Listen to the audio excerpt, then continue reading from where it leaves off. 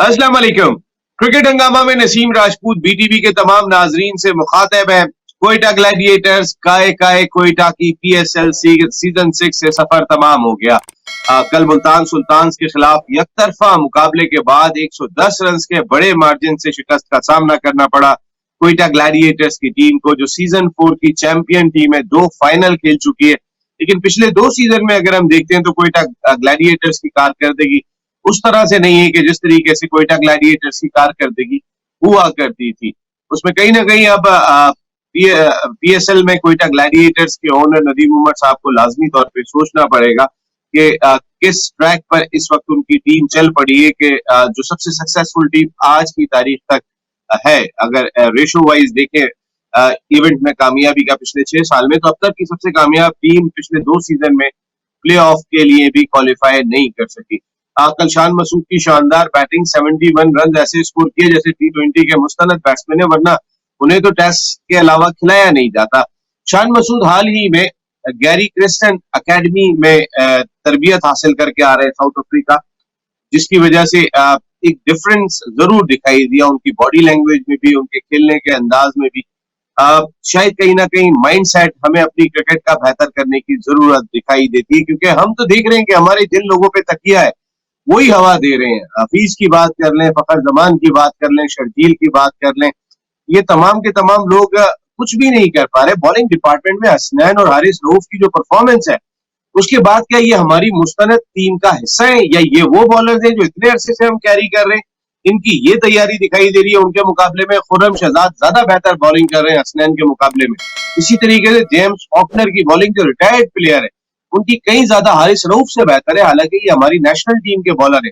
वैसे अगर सच्चाई से देखें तो पाकिस्तान क्रिकेट यही वाजे हो जाती है, जो आईसीसी की टेस्ट रैंकिंग आई है उसमें पाकिस्तान तो ठीक है 5वें नंबर पर मौजूद है, लेकिन पाकिस्तान के प्लेयर्स की इंडिविजुअल परफॉर्मेंस बैटिंग में अगर हम देखते हैं तो फिर बाबर आजम वाहिद बैट्समैन है कि जो 10वें नंबर पर, आखिरी नंबर पर टॉप 10 में जा चुके हैं, जबकि बॉलर्स में कोई एक बॉलर भी हमें दिखाई नहीं देता जो टॉप 10 बॉलर्स का हिस्सा हो। जो सबसे नंबर 1 बॉलर दिखाई दे रहे हैं वो हसन अली है, जो 14वें नंबर पर है। शाहीन शाह अफरीदी इतने अरसे से खेल रहे हैं, वो आज तक हम कहते हैं क्या क्लास हमारा बॉलर है, क्या जबरदस्त बॉलर है, वो आज तक टॉप 10 में जगह नहीं बना सके। और कोई क्रिकेट वो छोड़ते नहीं है, ऐसा नहीं है कि वो क्रिकेट कोई मिस कर रहे हैं। तो ये कंपेयर करें पाकिस्तान क्रिकेट बोर्ड का थिंक टैंक के हमारे अपने खिलाड़ियों की इंडिविजुअल परफॉर्मेंस कैसी है। दूसरी तरफ आज डबल हेडर खेला जाएगा, जिसमें मध्य मुकाबिल होंगी 2 इनफॉर्म टीमें। पहले मैच में जहां इस्लामाबाद यूनाइटेड और पेशावर जलमी दोनों अपने मैचेस जीतती हुए आ रही हैं, जबकि 2 ऐसी टीमें शाम के मैच में मध्य मुकाबिल होंगी जिसे हम एक दौर में पाकिस्तान क्रिकेट का सबसे बड़ा इनकाउंटर कहते थे, Karachi versus Lahore, Kings versus Qalandar में दोनों टीमें फॉर्म की बहाली की कोशिशें करेंगी, क्योंकि दोनों की फॉर्म अब रूठ चुकी है। बात करेंगे इन तमाम इश्यूज पर। हमारे साथ गुफ्तगू के लिए मौजूद है पाकिस्तान के former test cricketer, Pakistan cricket team की सारी जिम्मेदारियां बहैसियत manager, coach, chairman selection committee अंजाम दी, पाकिस्तान क्रिकेट बोर्ड में जिम्मेदारी अंजाम दी, cricket analyst, commentator Haroon Rashid साहब। अस्सलाम वालेकुम हारून भाई, एंड वेलकम इन क्रिकेट हंगामा। वालेकुम अस्सलाम नसीम। आई थिंक आपने तो बहुत ही गंभीर तस्वीर पेश कर दी है पाकिस्तान की क्रिकेट की, और इसमें किसी किस्म का कोई शक भी नहीं है कि अगर हम हालिया परफॉर्मेंस देखें अपने उन प्लेयर्स की जो कि पाकिस्तान की नुमाइंदगी कर रहे हैं, तो पीएसएल में तो उनकी परफॉर्मेंसेस बहुत ही लोअर एप पे हैं। और यहाँ से इन्होंने जो अगले 2 इंपॉर्टेंट टूर्स करने हैं just before the world cup, तो ये पूरे के पूरे जितने प्लेयर्स इस वक्त जो जिनको यहाँ अपनी फॉर्म रीगेन करनी चाहिए थी और एक स्ट्रेंथ के साथ अगले टूर्स पे जाना चाहिए था, तो वो तो हमें नजर नहीं आ रहा। आपने जैसे बॉलर्स का जिक्र किया, चाहे वो हारिस रऊफ हो, चाहे वो हसनैन हो, आपने बैट्समैन का जिक्र किया जिसमें चाहे फखर जमान हो, हफीज हो या शर्जील हो, और फॉर दैट मैटर अब तो नया आने वाला उसको तो अभी तक कोई मौका नहीं मिला हुआ, आजम है, सरफराज खुद 1-2 इनिंग तो अच्छी खेले, बट ओवरऑल जो सिनेरियो नजर आ रहा है, बाबर आजम कुछ अच्छी इनिंग्स खेल रहे हैं, रिजवान अच्छा खेल रहे हैं, बट इस तरीके से जिस तरह टूटी फूटी टीम मुझे ये बनती हुई जा रही है जो कि कॉन्फिडेंस में लो होगी, किस तरह आगे जाके मुकाबला करेंगे वो तो हम बाद में देखेंगे। लेकिन यहाँ पर बहुत ही वन साइडेड अफेयर था जो कि हमने कोयटा ग्लैडिएटर्स को देखा। कहीं से भी मुझे कोयटा ग्लैडिएटर्स वो टीम नजर नहीं आई जो हम देख रहे थे कि 2 टूर्नामेंट जीती हुई और जो चार्ज अप थी। मैं मानता हूं कि इसमें इश्यूज हुए, इनकी टीम में कंटिन्यूटी नहीं आ सकी, इनके जो प्लेयर्स फॉरेन प्लेयर्स थे कभी आते थे कभी चले जाते थे, कभी क्रिस गेल आ गए तो कभी कोई और आ गया, लेकिन वो एक एक मैच के लिए अवेलेबल वो चले गए। तो ऐसी सिचुएशन में एक तो कॉम्बिनेशन नहीं बनता, लेकिन जो लोकल प्लेयर्स का जो परफॉर्मेंस है वो बहुत ही अच्छा नहीं रहा। चाहे हम उसमें नवाज को ले लें, चाहे हम और दूसरे तमाम वो प्लेयर्स जो खेल रहे थे कोयटा ग्लैडिएटर्स के लिए, जो कि अच्छा खासा मिल के खेल रहे हैं 2-3 सालों से। सो बैड परफॉर्मेंस और इसी तरह वो टीम से बाहर हो गई। अब जो इंटरेस्ट रह गया वो ये देखना है कि कराची किंग्स और मुल्तान सुल्तान जो बहुत अच्छा खेलती हुई आ रही है, जिसमें आपने शान मसूद का जिक्र किया, आउटस्टैंडिंग बैटिंग की उन्होंने। देखिए यही वो एक प्लेयर का फर्क होता है कि आपको देखेंगे उसको डब किया गया था कि ये तो बस T20 खेल ही नहीं सकता, ये तो टेस्ट क्रिकेट का प्लेयर है और ये है वो है। लेकिन जो भी इन्होंने मेहनत की होगी, अगर ये साउथ अफ्रीका भी गए हैं गैरी कर्स्टन की एकेडमी में भी, तो वहां भी इनकी टेक्निक के साथ साथ इनके जो मेंटल एस्पेक्ट के ऊपर काम किया होगा ना, ये उसका रिजल्ट है कि आपको सेल्फ बिलीफ, आपको कॉन्फिडेंस कि मैं हिट भी मार सकता हूं, मैं T20 में भी खेल सकता हूं, और अपने आप को आपने इस तरह तैयार किया। तो ये एक बहुत ही जबरदस्त चीज मुझे शान में नजर आई कि उसने अपने आप को किस तरीके से टेस्ट का जो ठप्पा लगा हुआ था वहां से निकल के वो T20 के फॉर्मेट में आगे इतनी अच्छी परफॉर्मेंस दी। लेकिन आई थिंक इसको कंटिन्यू करना बहुत जरूरी है, क्योंकि इक्का दुक्का परफॉर्मेंस तो नजर आ जाती है, लेकिन अगर आप इसको कंसिस्टेंट बेसिस पे करेंगे तब आपका नाम जो है वो बनता है।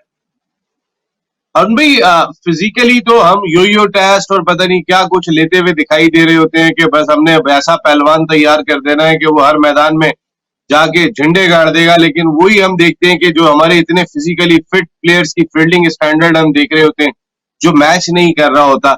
आप शायद हम इंटरेस्ट नहीं ले रहे होते, ठीक है, हमें सिर्फ फिटनेस साबित करनी होती है, उससे पैनल के सामने के देखा हमने जो है ना वो 19 कर दिया, 18 कर दिया, यो टेस्ट के अंदर हम देखें इतने फिट दिखाई दे रहे हैं। लेकिन आपने बड़ी इंपॉर्टेंट पॉइंट रेज किया यहाँ पर, मेंटल टफनेस पे काम किया होगा शान मसूद की, और उनको ये एहसास दिलाया होगा कि तुम कहीं भी जाके खेल सकते हो। वेयर इज हम शान मसूद को हम देखते हैं कि वो इवन टेस्ट टीम में भी नहीं रहे।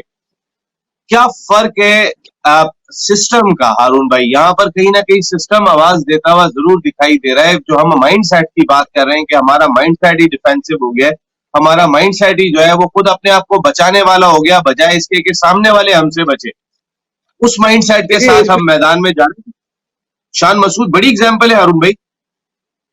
बहुत बड़ी एग्जाम्पल, देखिए इसमें 2-3 चीजें इसमें जरूर आपको देखनी होंगी। होता क्या है कि आप देखें कि जब हम बाहर के ममालिक को अपने मुल्क में के साथ जब कंपेयर करते हैं, अगर मैं आपको पिछले 10 साल या मैं अगर 5 साल का भी अगर आपको मैं लेके जाता हूं पीछे, तो आप दुनिया भर की तमाम टीमों में देख लें कि उनके कितने सिलेक्शन पैनल्स चेंज हुए, उनकी कितनी टीमें चेंज हुई, और उनके कितनी बाकी जो टीम मैनेजमेंट्स हैं वो चेंज हुई। उसी को आप कंपेयर कर लें पाकिस्तान के साथ, आपको कोई 4 या 5 चीफ सिलेक्टर्स नजर आए होंगे जिन्होंने जो चेंज हुए हैं पिछले 5-6 सालों में, क्योंकि और उसी तरह आप टीम मैनेजमेंट को देख लें कि देखिए आर्थर से शिफ्ट हुआ, मिसबा के ऊपर आया, मिसबा को पूरी जिम्मेदारियां दे दी गई उसके बाद। तो आप मुझे बताएं कि जब आपकी थिंकिंग में कंसिस्टेंसी नहीं होगी, जब आप किसी एक को ये चीज नहीं देंगे, और ऊपर से फिर हमारे यहाँ प्रॉब्लम ये है कि हमारे यहाँ लाइक्स एंड डिसलाइक्स का बहुत ज्यादा एहतमाल है, और वो सब के सब लोग ऐसे होते हैं, उन्होंने अपने अपने प्लेयर्स का एक वो अहाता बनाया हुआ होता है कि जी यार इसमें टैलेंट है, इसको ले लें, इसको ले लें। तो वो जो पर्सनल लाइक्स और डिसलाइक्स की वजह से भी आप देखेंगे कंटिन्यूटी का एलिमेंट नजर नहीं आता। अब आप मुझे बताएं कि शान मसूद, अगर एक उसकी इनिंग या 2 इनिंग खराब हुई तो आपने उसको टीम से बाहर कर दिया। नंबर 2, एक सक्सेसफुल कैप्टन जो सरफराज T20 के इतने सक्सेसफुल कैप्टन थे, आपने उनको चेंज कर दिया। आपने जो निकी आर्थर जो कोच थे, अच्छा भला अपना काम कर रहे थे, टीम एक जेल हो गई हुई थी, इक्का दुक्का सीरीज किसकी खराब नहीं होती, आपने उसको चेंज कर दिया। जब आप चेंज कर देते हैं तो नया आने वाला तो अपने जो पीछे सारा काम हुआ होता है उसको उलट पलट कर रख देता है ना। जहां तो मैं मानूं कि जो नया आने वाला है वो पुरानी अच्छी पॉलिसीज को लेके टीम को आगे लेके चले, लेकिन नहीं, वो कहता है कि मैं तो अकले कुल हूं, पीछे जो हो रहा था वो गलत हो रहा था, मैं अपने नए सिरे से करूंगा। तो आपका हर 1 साल, हर 6 महीने के बाद आपका नया एक सफर शुरू हो जाता है, और यही वो रीजन है जिसकी वजह से जो आप बात कर रहे हैं, ना टीम का माइंडसेट बनता है, ना प्लेयर्स का माइंडसेट बनता है, ना सिलेक्शन पॉलिसीज का एक एक नजर आता है कि जी ये कंसिस्टेंट बेसिस पे चल रही है। एक सीरीज आते हैं हम सिलेक्शन पहले चेंज कर देते हैं, क्यों? आप खराब खेलोगे, चाहे जितना मर्जी आप लेकर आ जाइए, वही आप चाहे इंतजाम की सिलेक्शन कमेटी देख लें, आप वसीम की देख लें, चाहे मेरी सिलेक्शन कमेटी में अगर प्लेयर, आपकी कुछ सीरीज अच्छी हुई, एक आध सीरीज खराब हुई, एक आध टूर्नामेंट आप जीत गए, एक आध टूर्नामेंट आप खराब खेल गए। तो मोमेंट आप कोई चीज खराब खेलते हैं या आप कहते हैं नहीं जी सिलेक्शन कमेटी चेंज कर दो, नहीं जी कप्तान चेंज कर दो, नहीं जी कोच चेंज कर दो, दुनिया भर में ऐसा नहीं होता।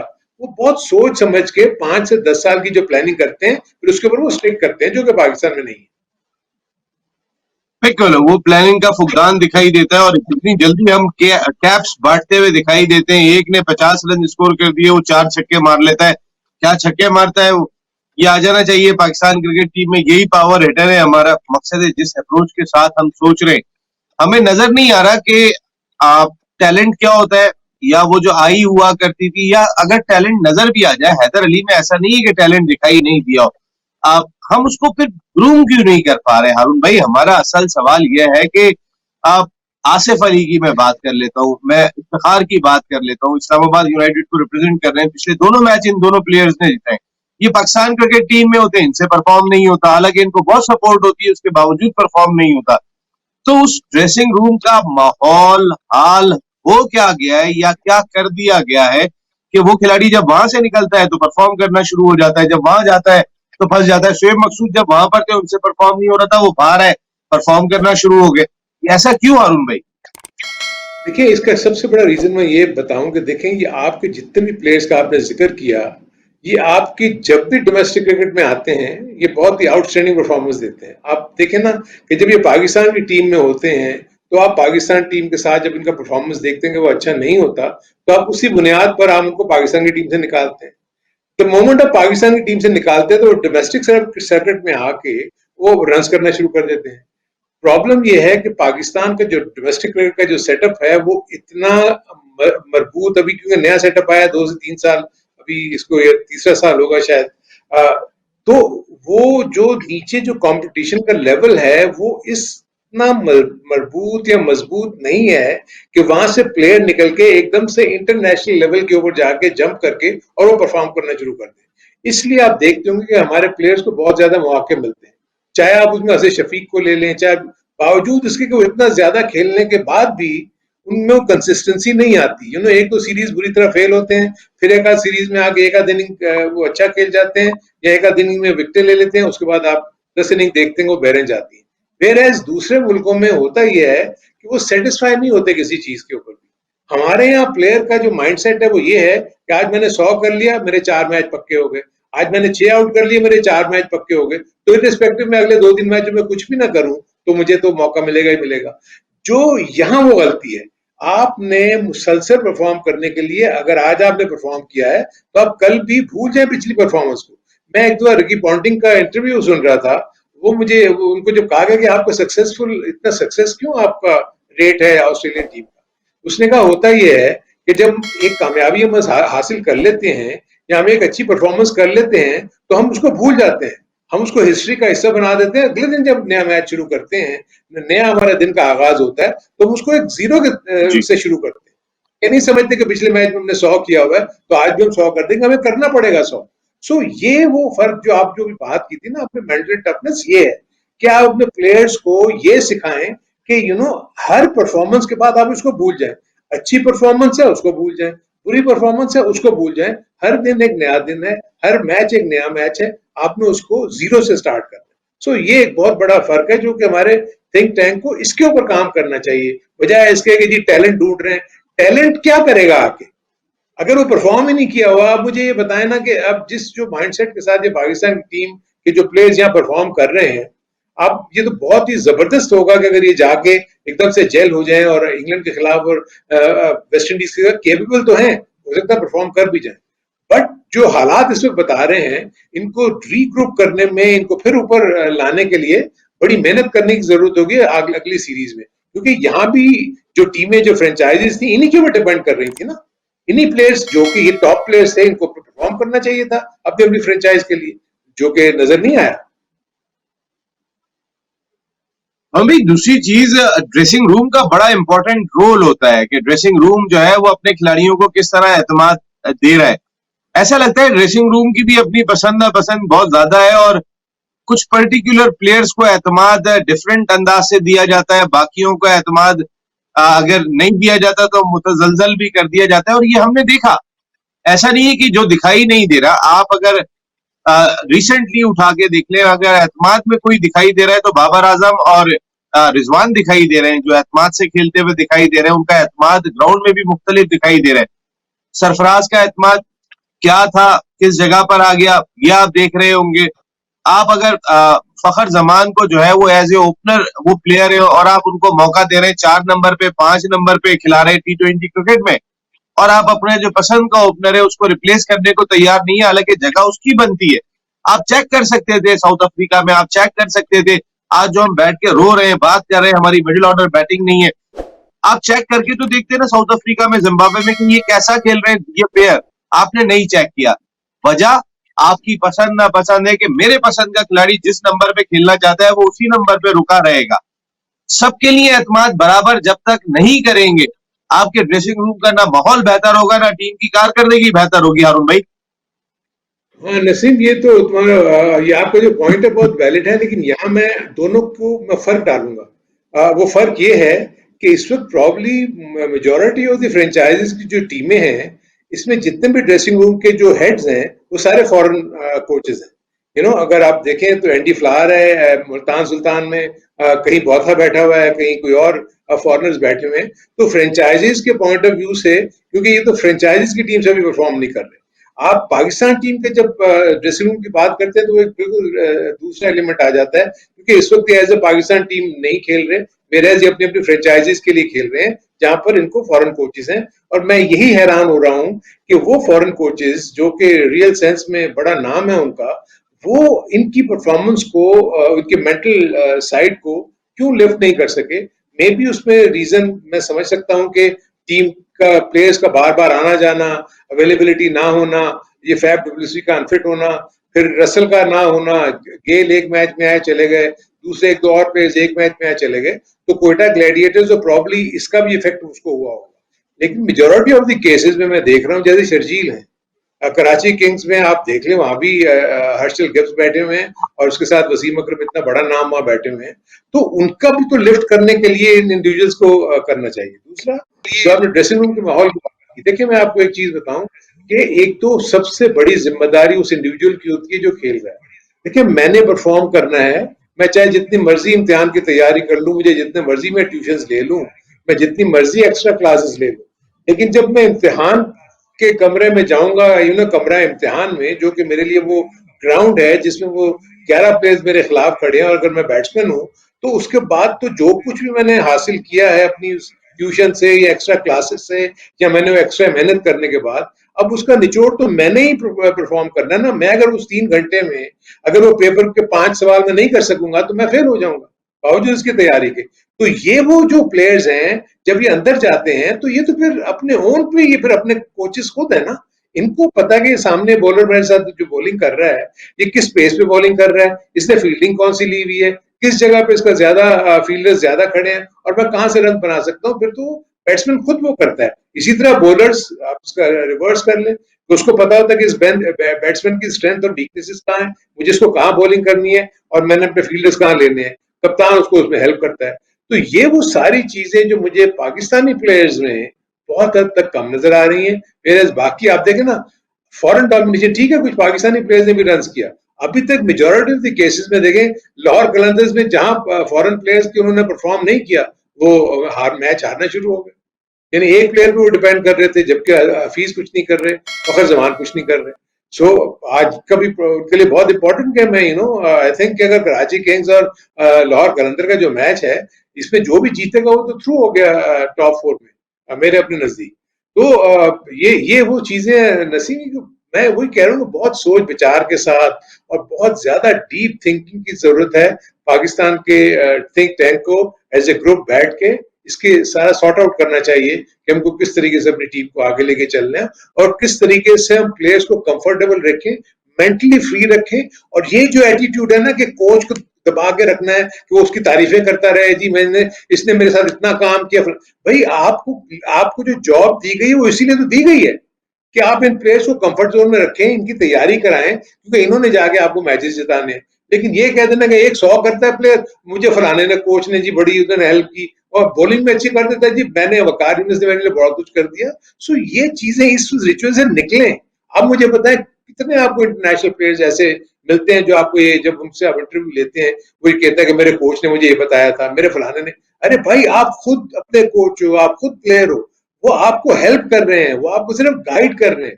परफॉर्मेंस तो आपने देनी है, आपने सारा कुछ करना। बिल्कुल हारून भाई, बड़ी डिटेल में आपका मौकिफ सामने आया। मैं तो बात सिर्फ इतनी सी कर रहा था हारून भाई कि अभी रिसेंट पास्ट में ये पाकिस्तान खेल के आ रहे हैं। पाकिस्तान में पता चलता है एक खिलाड़ी का नंबर हमने कुछ किया हुआ है, दूसरे का कुछ किया हुआ है, लेकिन आपको याद होगा जब पीएसएल सीजन 6 का आगाज हुआ था उस वक्त ये लोग डोमेस्टिक खेल के आए तो एक बड़ा गैप था पीएसएल और उससे पहले जो इंटरनेशनल सीरीज खेली गई थी, कुछ उन्हें डोमेस्टिक खेलने का भी मौका मिल गया था।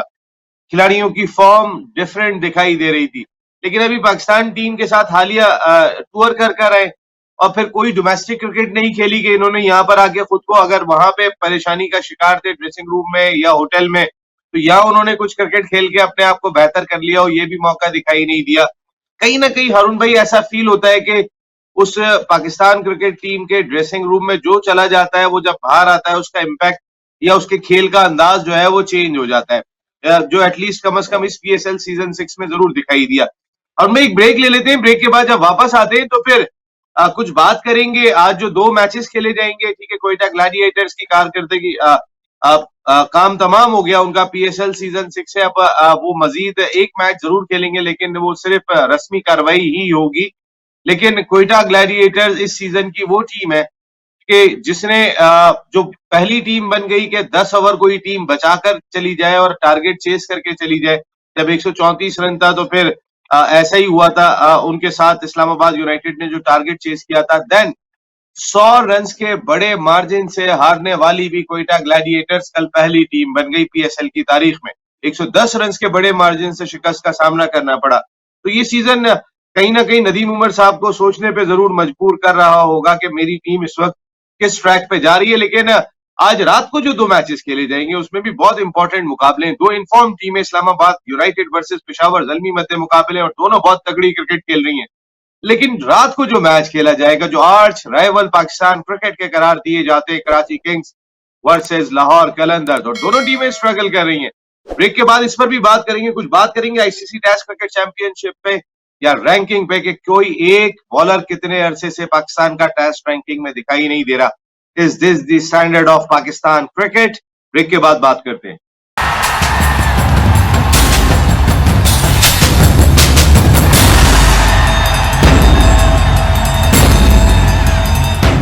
क्रिकेट हंगामा में एक मरतबा फिर आपको खुशामदीद कहते हैं। बात कर रहे हैं पाकिस्तान सुपर लीग सीजन 6 पर। काय कोयटा ग्लैडिएटर्स का कल मुल्तान सुल्तान से शिकस्त के बाद सफर तमाम हो गया, लेकिन बड़ी इंटरेस्टिंग सूरत हाल अब भी पाकिस्तान सुपर लीग सीजन 6 में मौजूद है कि जब बॉटम पे जो 2 टीमें उनके दरमियान अब मुकाबला है मुल्तान सुल्तान वर्सेस कराची किंग्स के कौन सी टीम प्ले ऑफ में पहुंचने में कामयाब होती है। वेयरएज इस्लामाबाद यूनाइटेड, पेशावर जलमी, लाहौर कलंदर, ये तमाम वो टीमें जो प्ले ऑफ में तकरीबन अपनी जगह पक्की कर चुकी हैं, बल्कि पहुंच चुकी हैं। अब आखिरी मुकाबला इन्हीं दोनों टीमों के दरमियान है।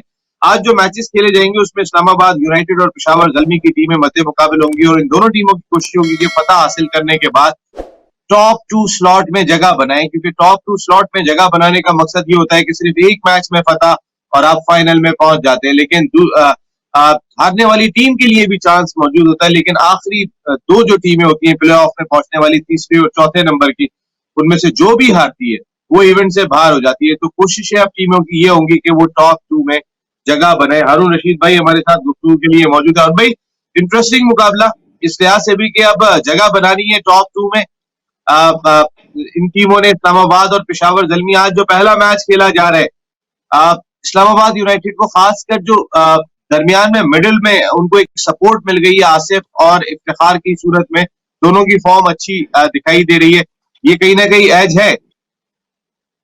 नहीं, डेफिनेटली इस्लामाबाद यूनाइटेड मुसलसल बहुत अच्छी क्रिकेट खेलती हुई आ रही है, उसको तो एज नजर आ रहा है। लेकिन जिस अंदाज में पेशावर जलमी अपना पिछला मैच खेली है और जिस तरीके से उन्होंने वो मैच जीता है, डोमिनेट किया उन्होंने, उनका कॉन्फिडेंस वापस आया होगा। वहाब रियाज का आउटस्टैंडिंग स्पेल, ओवरऑल उनका एज ए होल देखा, समीर गुल का उन्होंने इंडक्ट किया, उसका आउटस्टैंडिंग स्पेल था, उसने बड़ी अच्छी बॉलिंग की। और उसके बाद उन्होंने वो एक यंग लेग स्पिनर डाला अबरार, उसने आके बड़ी अच्छी विकेट्स भी ली। तो एक अच्छी टीम के तौर पे मुझे वो एक और स्ट्रांग टीम नजर आ रही है पेशावर ज़ल्मी, और दोनों की कोशिश यही होगी कि अपने अपने मैच को जीत के कम से कम नंबर 1 पे फिनिश करें। जैसे अभी आपने एक्सप्लेन किया कि जब 1 और 2 आपस में खेलेंगे तो एक टीम डायरेक्ट चली जाएगी फाइनल में, वेयर जो हारने वाली टीम है वो नीचे 3 और 4 का जो प्ले ऑफ होगा उसके जीतने वाले से खेलेगी। तो दोनों 2 और 3 और 4 वालों को दो दो मौके मिलेंगे कि वो फाइनल में आ सके। सो इस पॉइंट ऑफ व्यू से इस्लामाबाद यूनाइटेड कोशिश करेगी कि मैच ना हारे। दूसरी तरफ पेशावर ज़ल्मी के जो out of form batsman Shoaib Malik हैं, उनको पता है कि अगर उन्होंने पाकिस्तान की टीम में आना है तो उनको परफॉर्म करना बहुत जरूरी है।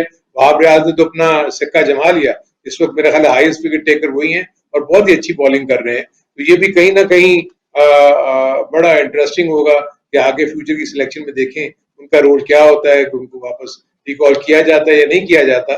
मेरा शुएब मलिक ने एक मैं उसका इंटरव्यू बड़ा इंटरेस्टिंग पढ़ रहा था, ये कह रहा है कि मेरी चीफ सेलेक्टर के साथ बड़ी डिटेल में बात हुई थी, तो चीफ सेलेक्टर ने उनको कहा था कि हम जो है ना, हमारे कोई 14-15 मैचेस हैं अभी, तो हम ना 6-7 मैच जो है हम नए प्लेयर्स के साथ जाएंगे, तो मैं तो चाहता हूं कि आप नंबर 3 या 4 बैटिंग करें पाकिस्तान की टीम में T20 में।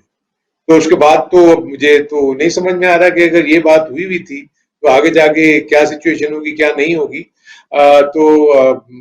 ये सिर्फ मैं आपसे भी ये पता नहीं आपकी नजर से ये इंटरव्यू गुजरा या नहीं गुजरा, लेकिन मेरी नजर से ये गुजरा है। लेकिन इस चीज के लिए फेवर पड़ेगा, अगर वो परफॉर्म नहीं करेंगे तो कैसे वो वापस टीम में आए। पिछली 2 इनिंग उनकी अच्छी नहीं गई, एक ही मैच में भी तक उन्होंने रन किए हैं। और भाई 3 और 4 नंबर पे शुएब मलिक से बैटिंग कराने का अगर वसीम साहब चेयरमैन सिलेक्शन कमेटी देखे ना, मोहम्मद आमिर कह रहे हैं कि वसीम खान 2 मरतबा उनके घर पे गए थे, उन्होंने जाके बात की थी। शुएब मलिक ये कह रहे हैं कि उनसे वसीम चेयरमैन सिलेक्शन कमेटी ने ये कहा कि 3 और 4 नंबर पे बैटिंग करो। आप दोनों ना टीम में आ रहे हैं, अगर चले कहीं ना कहीं अगर उनकी बातचीत चल रही है, सपोर्ट उनको कहीं ना कहीं दिखाई दे रही है, तो ऐसी सपोर्ट भी दिखाई नहीं दे रही है उनको। लेकिन अगर 3 और 4 नंबर पे शुएब मलिक को बैटिंग कराई जाती है, देखिए अगर आप अपने ओपनर्स चेंज करने को तैयार नहीं है, आप चाहते हैं कि बाबर आजम और रिजवान ही ओपन करें और शुएब मलिक फॉर्म में आ जाते हैं, तो 3 नंबर पर ये बुरी चॉइस नहीं होंगे। ये इनिंग को अगर फॉर्म में आ जाते हैं, ये कैरी भी करना जानते हैं, ये अगर पावर प्ले के अगर 6 ओवर में वो जल्दी विकेट गिर जाती है तो रन्स भी बनाना जानते हैं। 4 नंबर पर हफीज आ जाते हैं, लेकिन भाई ना शुएब मलिक परफॉर्म कर रहे हैं, ना हफीज परफॉर्म कर रहे हैं, ना फखर परफॉर्म कर रहे हैं, ना शर्जील परफॉर्म कर रहे हैं। बहुत सारे सवालात इस वक्त पाकिस्तान क्रिकेट के हवाले से जुड़े हुए दिखाई दे रहे हैं कि हमारी प्रिपरेशन क्या है, हमारी तैयारी क्या है, और अक्टूबर नवंबर में वर्ल्ड T20 में हमारी 16 रुकनी टीम क्या होगी। नथिंग क्लियर येट हारून भाई। बहुत ही इंटरेस्टिंग बात की है आपने नसीम। यहाँ बड़ी अजीब सी चीज जो आपने ब्रेक में जाने से पहले भी एक और अच्छा पॉइंट रेज किया था कि जो ओपनर्स हैं उनको आप ओपन नहीं करवाते। अब उसके पीछे जो मैं आपको याद होगा हमने पिछले प्रोग्राम में भी अपनी जिक्र किया था कि एक्चुअली नेचुरल ओपनर्स तो वही बनते हैं, शर्जील और फखर। बदकिस्मती से शर्जील और फखर रन भी नहीं कर रहे, और अगर देखा जाए बाबर आजम और रिजवान जो अभी भी रन कर रहे हैं। तो उस वक्त जब ये दोनों ओपन करना शुरू हुए थे, बाबर और रिजवान, उस वक्त ना फखर जमान टीम का हिस्सा थे, ना शर्जील खान टीम का हिस्सा थे। अब क्योंकि उन्होंने डोमेस्टिक क्रिकेट में परफॉर्मेंस देने के बाद वो जब टीम में वापस आए हैं, तो वो as an opening batsman performance दे के वापस आए हैं। अब वहां क्लैश जो है टीम मैनेजमेंट को और जो कैप्टन और वाइस कैप्टन नहीं है दोनों, if I am not mistaken may be T20 में शायद शादाब है, लेकिन रिजवान और जो आजम है ये की फिगर्स हैं टेस्ट क्रिकेट में। मेरा ख्याल है रिजवान शायद वाइस कैप्टन। सो ये दोनों इतने स्ट्रॉन्ग ओपन रन्स करके ये आए हुए हैं, ऊपर से कैप्टन है और एक सीनियर प्लेयर के या सीनियर प्रो की हैसियत से वो टीम मैनेजमेंट के साथ जब डिस्कस करते होंगे तो वो तो नहीं मान रहे होंगे कि जी हम जब रन्स कर रहे हैं तो आप क्यों इनको लाना चाह रहे हैं। अब सवाल ये पैदा होता है कि एज ए टीम मैनेजमेंट आप फिर टीम का कॉम्बिनेशन बनाएंगे क्या। आपको दोनों ओपनर्स के उनको 5-6 पे आपने फखर को कभी 6 पे खिला दिया, कभी अगर आप शर्जील को नंबर 3 पे ले आएंगे तो क्या वो कॉम्बिनेशन बनेगा जो आपने जहन में रखा हुआ है।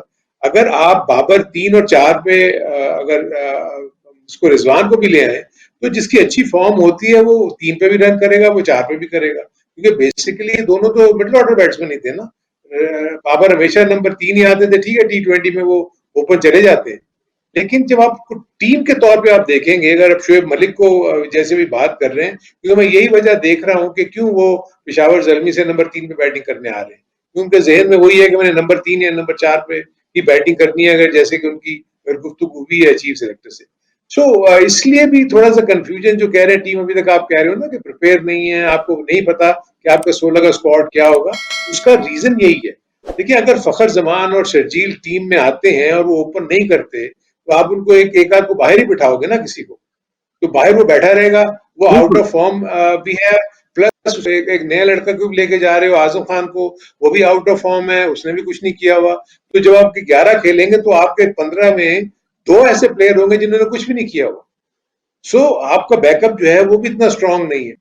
पाकिस्तान के लिए मुश्किलात तो हैं, बट यू नेवर नो, हमें तो अल्लाह ताला की ऐसी मदद मिल जाती है कि कहीं ना कहीं से हम बुरी शिकस्त से निकल के 92 के वर्ल्ड कप की तरह, यू नेवर नो, हम पूरा खेलते खेलते एकदम से ऊपर चला जाए।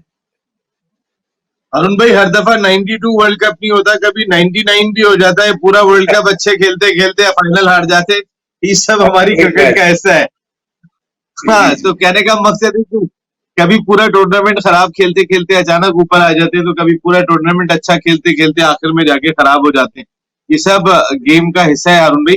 अरुण भाई, जो सेकंड मैच आज खेला जाना है, ठीक है, ऊपर की दो टीमें तो तगड़ी दिखाई दे रही हैं और उनका कॉम्बिनेशन भी खासा सेटल्ड दिखाई दे रहा है। जिस अंदाज से वो क्रिकेट खेल रही है, कामरान कहीं ना कहीं कुछ फॉर्म में आ गए, पावल उनके साथ मौजूद है, जजई ने भी रन स्कोर कर दिए जल्मी के लिए। Where Islamabad United is concern, उनके टॉप ऑर्डर फौजा के साथ मनरो जिस तरीके की बैटिंग कर रहे हैं, देन नीचे भी अगर वो आ जाते हैं तो फिर अब उनको एक डेप्थ नजर आ रही है, एक स्ट्रेंथ उनको नजर आ रही है अपनी टीम के अंदर।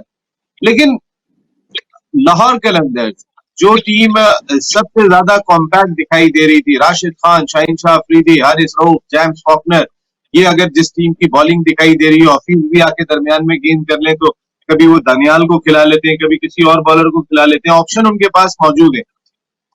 लेकिन एक पांचवा बॉलर उनका कहीं ना कहीं प्रॉब्लम क्रिएट किया हुआ है। पांचवें बॉलर की वजह से वो मैच को अपने हाथ में लेने के बाद भी शुरू में इब्तिदा में ग्रिप करने के बाद वो ग्रिप गवा देती है। दिलबर खान की सूरत में एक बॉलर उनके पास मौजूद है, पता नहीं शायद वो फिट नहीं है, वरना दिलबर इससे पहले लेग में या पिछले साल भी जो है वो परमानेंट टीम का हिस्सा हुआ करते थे। लेकिन बैटिंग में देखें, आप अगर टिम डेविड के ऊपर डिपेंड कर रहे होंगे या फिर बैन डंग पे डिपेंड कर रहे होंगे और आपकी बैटिंग ऊपर से नहीं परफॉर्म करके दे रही है, ना फखर कर रहे हैं ना हफीज कर रहे हैं, मेरे ख्याल है फखर फिकर की बात है, हफीज और फखर फिकर की बात है इस वक्त कलंदर्स के लिए। बिल्कुल, इसमें तो देखिए दो राय नहीं है। आपने उनकी बॉलिंग का जिक्र किया है, देखिए लाहौर कलंदर्स की बॉलिंग तो हमेशा अच्छी बॉलिंग कर रही है। आपने जो 2 टारगेट्स आपको मिले थे वो बहुत बड़े नहीं थे। आप दोनों मैचेस में जो वो हारे हो अपनी बैटिंग की वजह से हारे। बैटिंग में जो इशू आपने बताया फखर जमान का, जो इशू बताया आपने हफीज का, जो आपकी टोटल डिपेंडेंस डेविड के ऊपर है, यहाँ डंक आके हिटे मार दे तो उनके रन हो जाते हैं। एज ए बैटिंग यूनिट मुझे थोड़ा सा प्रॉब्लम नजर आ रहा है लाहौर कलंदर्स में, लेकिन आई होप कि इतनी ज्यादा लंबा फेलियर किसी का नहीं होता। हफीज को फॉर्म में आना चाहिए राइट टाइम पे, क्योंकि अब उनके आगे जाके प्लेऑफ्स के बाद जो जो प्लेऑफ्स के मैचेस है वो इंपॉर्टेंट है। अगर फाइनल इन्होंने जीतना है तो इनका फॉर्म में आना बहुत जरूरी है। फखर जमान का ऊपर से अच्छा खेलना और उसके बाद नीचे मिडिल ऑर्डर में आके हफीज का डेविड के साथ मिलके या डंक के साथ मिलके कम से कम एक ऐसा कंट्रीब्यूशन जो कि आपकी, अगर पहले बैटिंग कर रहे हैं तो 180-90 या 200 के करीब की आप बात करें, क्योंकि पिच इतनी बुरी नहीं है जहां पे इतने रन हो सकते हैं। देन अगर तो ये बैटिंग फेलियर इसी तरह रहा तो प्रॉब्लम हो जाएगी। दूसरी तरफ अगर आप इनका मुकाबला कराची किंग्स के साथ है, कराची की भी बहुत ही स्ट्रांग बैटिंग लाइनअप है, ऐसा नहीं है कि उनकी बैटिंग बुरी है। तो इसलिए मैं इस मैच को बहुत कांटेदार देख रहा हूँ, क्योंकि दोनों तरफ आउट ऑफ फॉर्म बैट्समैन है और दोनों तरफ आउट ऑफ फॉर्म बैट्समैन अपनी फॉर्म को रीगन करने की कोशिश करेंगे। कराची किंग्स के लिए इसलिए ज्यादा इंपॉर्टेंट है इस मैच का जीतना, वरना वो रेस से बाहर हो जाएंगे। इसलिए कराची किंग्स तो भरपूर अंदाज में कोशिश करेगी कि वो आज का ये मैच जीते, ताकि वो कंटेंशन में रहे प्लेऑफ्स में खेलने के लिए। उसके बाद उनका एक मैच बाकी रह जाएगा, इसी तरह बाकी तमाम टीमों का भी एक मैच बाकी रह जाएगा। तो इस कॉन्टेक्स्ट में जो लाहौर और कराची का जो मैच है ना आज के सिनेरियो में वो बहुत ही अहमियत का हामिल है इन दोनों टीमों के लिए, क्योंकि लाहौर कलंदर अपना वो कॉन्फिडेंस जो लूज किया है, इतना अच्छा वो खेल रहे थे शुरू में, 2 मैचेस हारने से उनको डेंट पड़ गया। जब ये डेंट पड़ता है तो आप थोड़ा सा नर्वस रहते हैं जब आप नया मैच खेलने जाते हैं। और कराची किंग्स में आप देखें बाबर आजम की सूरत में एक बहुत टॉप क्लास बैट्समैन मौजूद है। फिर अगर शर्जील खान की फॉर्म वापस आती है तो बहुत एक्सप्लोसिव बैट्समैन है, वो किसी तरीके से भी आपको जो है वो कंट्रीब्यूशन ऐसा दे सकते हैं जो कि मैच विनिंग में कन्वर्ट हो सकता है। हारून भाई, शर्जील और फखर का भी जो है ना, ये आज का मुकाबला होगा कि दोनों अपने आप को प्रूव करें यहाँ पर, और इन दोनों की परफॉर्मेंस पे दोनों टीमें बहुत डिपेंड कर रही होंगी, क्योंकि बाबर 80 रन कर रहे हैं, 84 रन कर रहे हैं, फिर भी टीम नहीं जीत रही। मार्टिन गप्टिल को, हारून भाई 2 सवाल है, जल्दी जल्दी जवाब देना है क्योंकि हमें हेडलाइन पे जाना है।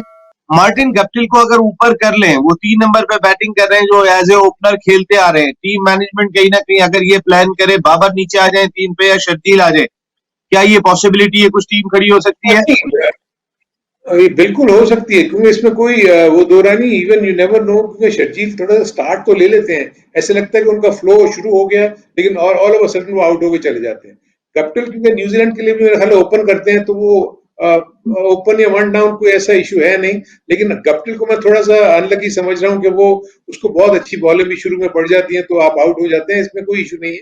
लेकिन गप्टिल जो है अपनी फॉर्म को वापस लाने में, क्योंकि आज इंपॉर्टेंट रोल उनका भी होगा, तो ये जो ऊपर के टॉप 3 बैट्समैन जैसे जिनका आपने जिक्र किया, बाबर आजम, गप्टिल और शर्जील पे बहुत ज्यादा डिपेंड करेगा कराची किंग्स ने अगर आज के मैच में कोई अच्छी कारकर्दगी और मैच को जीतना है। दूसरी तरफ बिल्कुल ठीक है हारून भाई, आपका ये जवाब आ गया।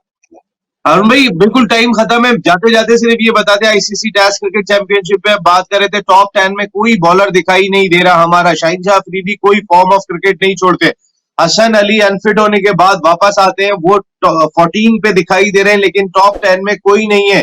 टॉप 10 में वाहिद बैट्समैन बाबर आजम रह गए जो अब 10वें नंबर पर आ गए, एज पर आ गए।